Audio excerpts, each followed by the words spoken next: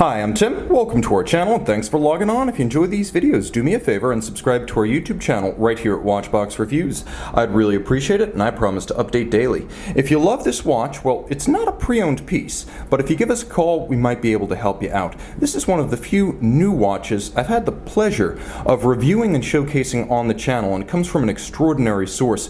German-born master watchmaker Karsten Frassdorf, now of La Chaux-de-Fonds, Switzerland, and practicing under his own name. For a long time, one of the most regarded restoration specialists and white label movement engineers in the business, Frassdorf has decided to finally put his name on a watch, and the first watch that he decided to make under his own name in series production was the Spirograph Tourbillon of 2018. A remarkable anti-magnetic and shock-resistant tourbillon, it spawned the 2019 Spirograph Sport Tourbillon, or reference 4500 that you see on my wrist. Now, this is the Spirograph Sport Blue, and it has all of the technical capabilities of its predecessor with a more aggressive and sporting aesthetic inside and out. Now, the watch in stainless steel on my 16 centimeter circumference wrist wears easily.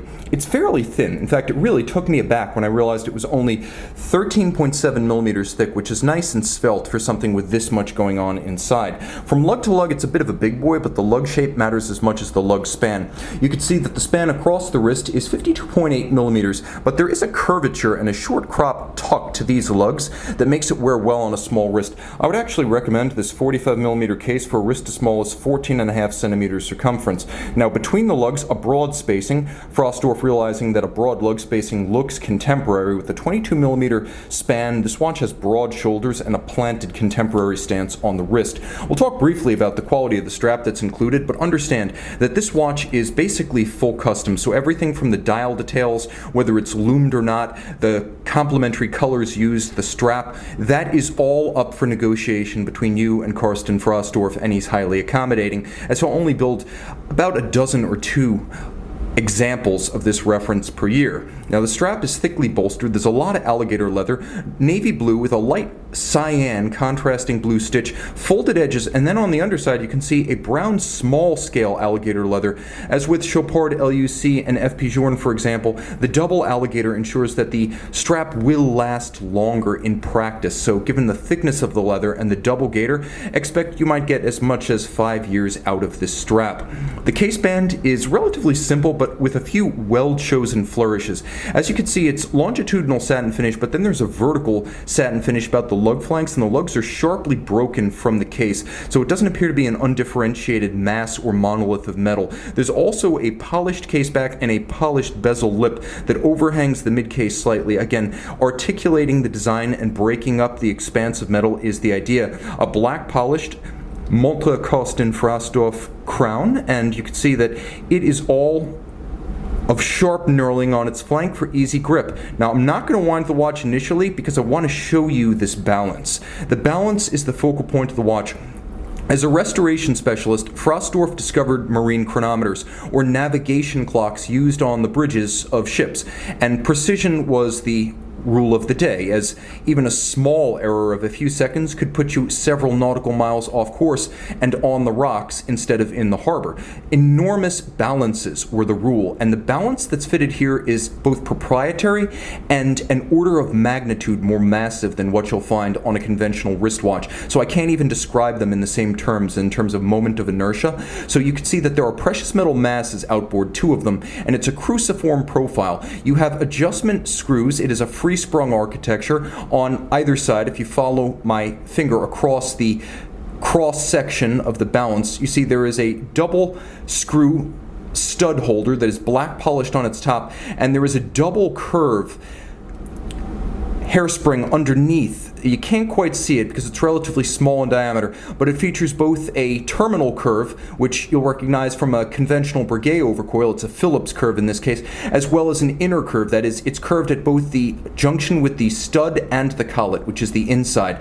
Now, that allows the watch to keep excellent time in any position because the overcoil profile, as well as the inner curve, ensure concentric breathing of the hairspring in any orientation with respect to gravity. What's unconventional is that the alloy used, a Straumann alloy, makes this a 1000 Gauss anti-magnetic watch. That's right, it is 1000 Gauss or 1000 Gauss anti-magnetic. The particular architecture of the bridge also makes it resistant to 5000 Gs of impulse shock, meaning it is also as robust as something like a Omega 1861 in a moonwatch. It's capable of making it through that same gauntlet of shock testing, and that is extraordinary. Consider this to be a full manufacture budget alternative to a Richard Mille. Now, there's one final secret in this balance, and it is its ability to compensate for temperature. When weather gets warm, the hairspring will cause the watch to slow down. So by using a multiplicity of metals and outer masses with fulcrum points that allow them to move as the actual balance architecture warms up, it reduces its moment of inertia. That is, the inertia arms move in, reducing the polar moment. So as the hairspring has that inclination to slow the beat of the balance, the actual moment of inertia changes to compensate, and thus there is no change as the balance counters the action of a cold or hot hairspring. Now, I'm also going to mention that there is a stop works such that the watch will maintain close to 300 degrees of amplitude for 44 hours, whereas a conventional timepiece will start at a high amplitude, generally above 300 degrees, and then slowly lose to the point that it might be running only 230 to 250 degrees of amplitude after 24 hours. This watch is able to maintain between 280 and 300 degrees of amplitude for 44 hours.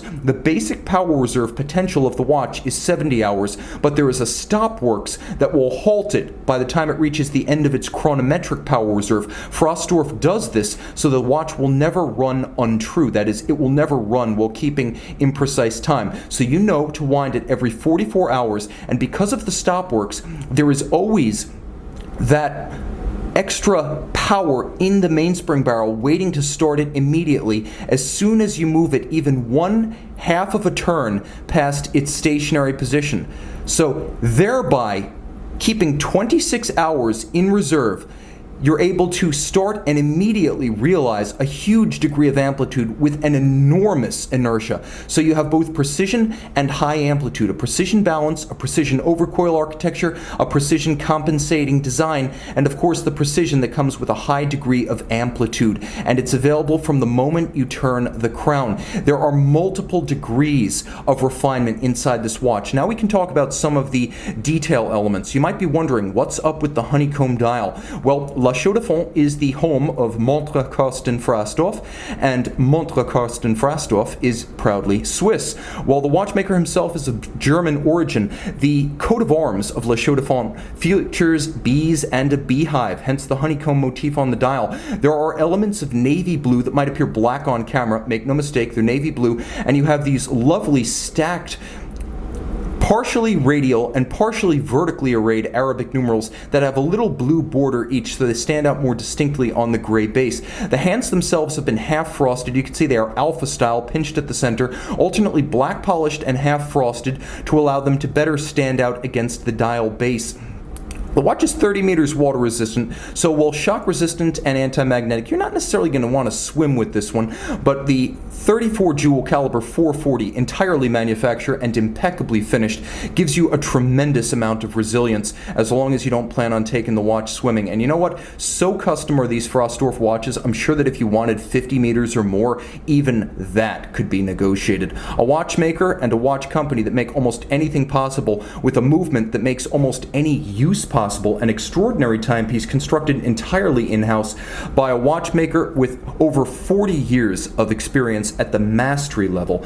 You can see this watch on the website of Montre Karsten Frassdorf, as well as, well, give us a call, tmosso at thewatchbox.com, and I might be able to help you make something happen. Again, this is a new watch from a master watchmaker, and you're looking at the world premiere right here on Watchbox Reviews.